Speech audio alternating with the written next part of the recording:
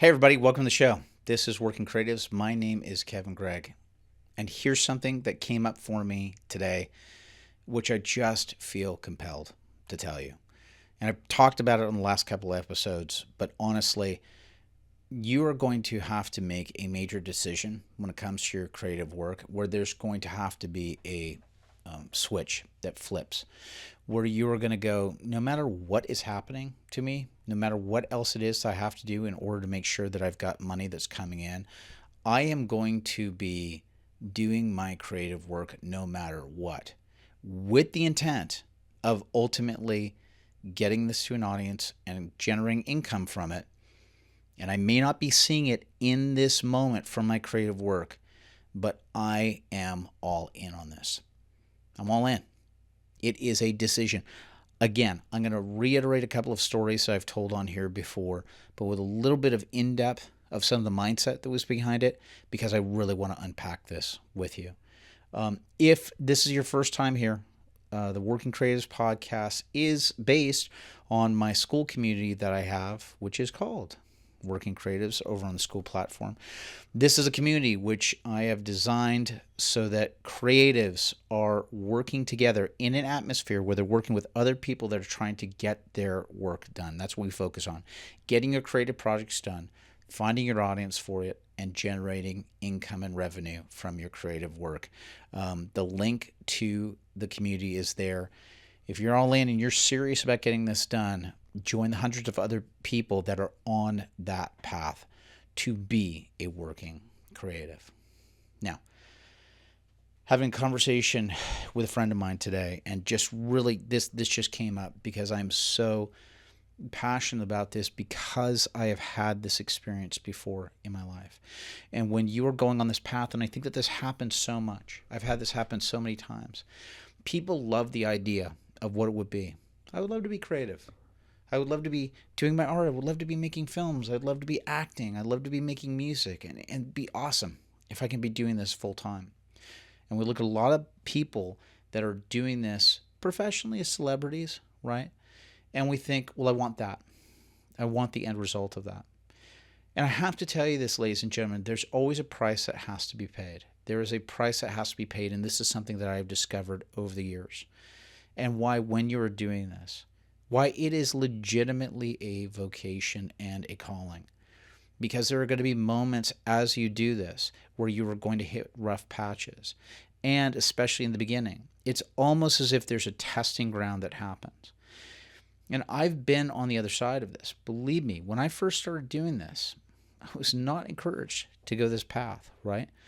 Get it, my parents are Irish immigrants, and they want the best for, what's going on with their son, and also the schooling and everything that I did. And for, my parents, they looked at it and just thought, listen, we want to make sure that you have what appears to be a steady and safe career and outcome for yourself.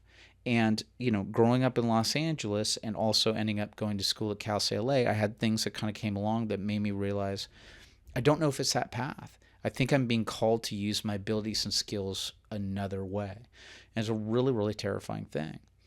And the fact is that there were certain times, like I did start getting some wins along the way. I got some encouragement from teachers, other people that started hiring me for stuff. But then I would also hit patches, because it isn't just smooth sailing all the way through.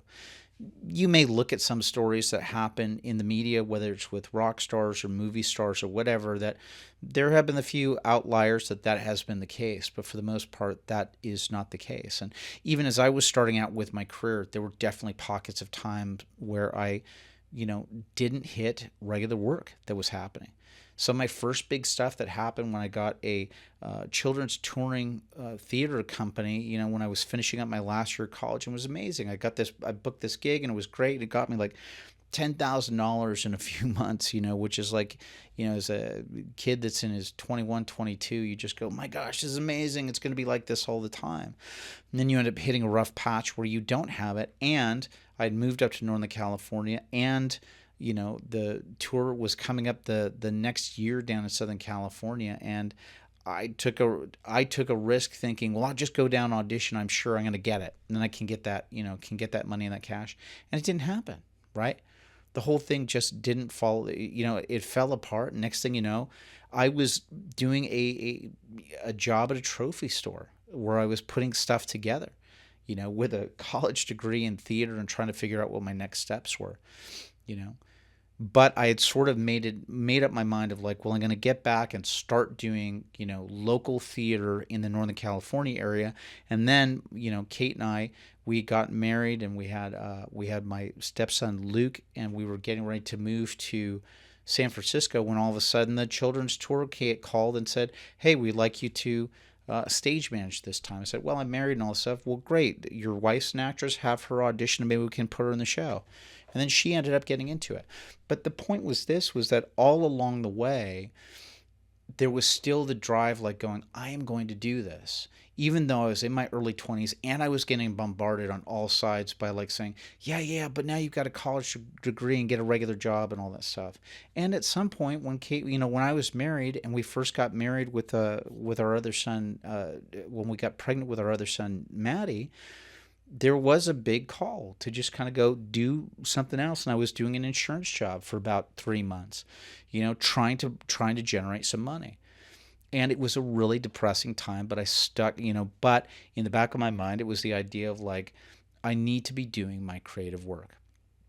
Here's the concept. I'm not going to give you my entire story on this, but what happens with this is there has to be a decision because you are going to run up against it. You are going to have wins that happen, but you have to have this mindset shift that happens.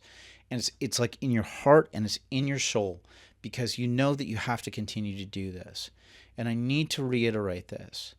You may run into a season where you have got to do something that is not related to creative work, where you're going to have to do something else, where you have to figure out a way to get income generating in and coming in. It happens, all right? In a best case scenario, as best as possible, there's 2 options that can happen for you during this time period, okay?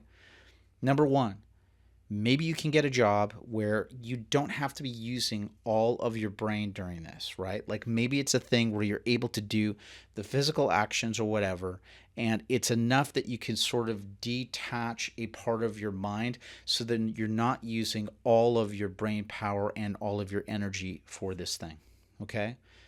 If that is a possibility to do it, that's amazing. I was just talking to another friend of mine today. This is literally the case that happens in Ayn Rand's Atlas Shrugged.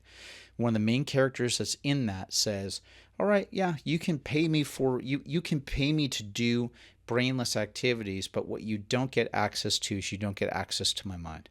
You don't get access to my mind and what's going on in here. So if you're able to do something where like, can I be doing something that's physical or something that's not requiring the deeper part of my brain so that I can still be doing this work and yet still have those imaginative and creative things going on in my mind, then that's amazing. There's a follow-up with this, okay? So that's the first type of job that if you have to get something like that, that's great. The other type of job, you may have to end up getting in a scenario where you are having to use a part of your brain and your skill and all that stuff.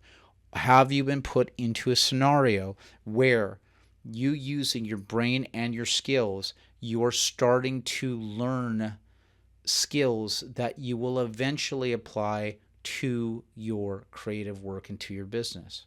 Over the years, I've had to do things where I've had to be doing presentations with school fundraising companies, right? They bring me in because, I've performed and presented for over 2.5 million people. And I had a couple of companies for a while that were paying me very, very good so that I would go and do school presentations, right? Well, guess what? It takes a lot of my energy, focus, skill as I'm doing this with schools and students. But along the way, I was also learning things like the marketing and sales aspect and all of these other things, which I have been applying not only to my work that I've been doing with working creatives, but also the type of stuff that I'll be applying towards when I'm funding projects for film and series stuff, right? So while I'm doing this, I'm getting to flex a part of my brain so that I'm learning these skills that I know that are going to apply to the business side of my art, okay? So that's not a bad thing. So if you're brought into a situation where you actually have to do a job where you are using your brains and your skills, what are the skills that you are learning in this environment that apply directly to what it is you're creating. In both of these scenarios, when you have both of these types of jobs that you're doing, there's one other non-negotiable that has to happen in this.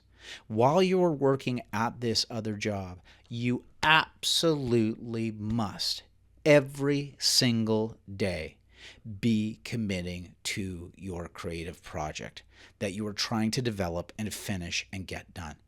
This is not a situation where you get to go, well, I did my work, I'm so tired, and now all I'm going to do is I'm just going to sit down, drink a beer, and just unwind and relax so then I can get to sleep. What are you doing?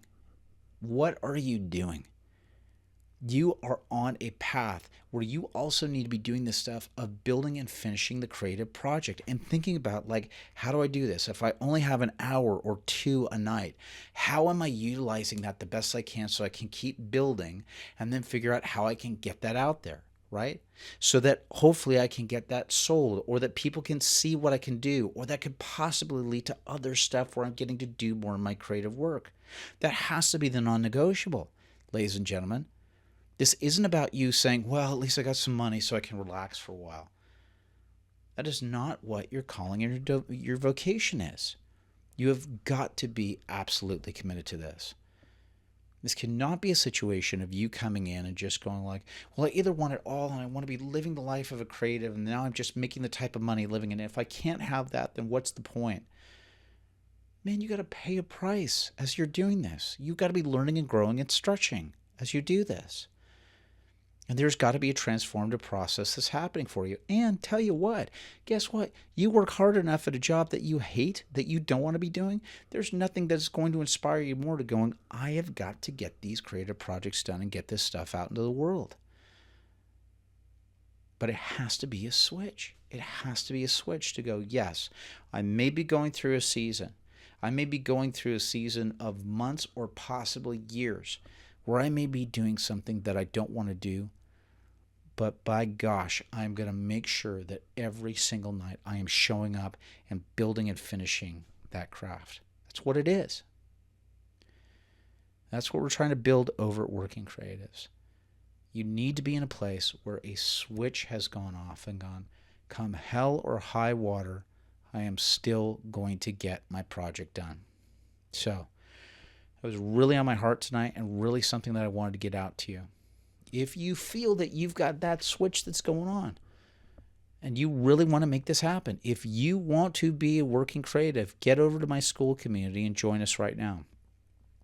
I'm going to warn you guys, especially over the next several months, that there is stuff that's going on in that community where it's not going to be just a place where you're hanging out, where it's a place where it's a hobby or a tourist or somebody that you peek in and just kind of go, well, this is cool. This is a space that is being designed for working creatives that are on the path to get it done. That's what we're trying to build. That's what I'm trying to create, because I want people that are in there, because rising waters lift all ships. And this isn't about people coming in being a tourist or being a hobbyist about it. This is people that are coming in, and with whatever time that they are trying to craft something that is long-term and that is making impact. Because I truly do believe that you've been given this ability, this skill, and this talent by God. He's given you this ability and this skill for a reason. Why? I think that part of it's about glorifying Him ultimately. That's the ultimate path that happens with the beauty of the stories, or the drama, or the beauty that can happen in music and painting and all that stuff. That's what I believe. But regardless, it's a vocation that you've been given, and you're supposed to be answering to a call. And sometimes those vocations are not easy, and sometimes you're asked to rise up, and sometimes you got to slay the dragon. And sometimes that dragon means, all right, I got to be working a job that I don't want to be doing, but I'm still going to keep doing this anyway. So if you feel like that's you and this spoke to you, number one, thanks for being here. Could you please do me a favor? Like, share, subscribe so this gets out to more people. Hit the notification bell so you find out when I'm doing my next video. And if you feel the other call, that this is calling you to get this stuff done, join my school community over at Working Creatives, and we'll get it done together. All right. I just want to tell you guys thank you so much for watching this video, and I will see you in the next one. Onward, upward, and God bless.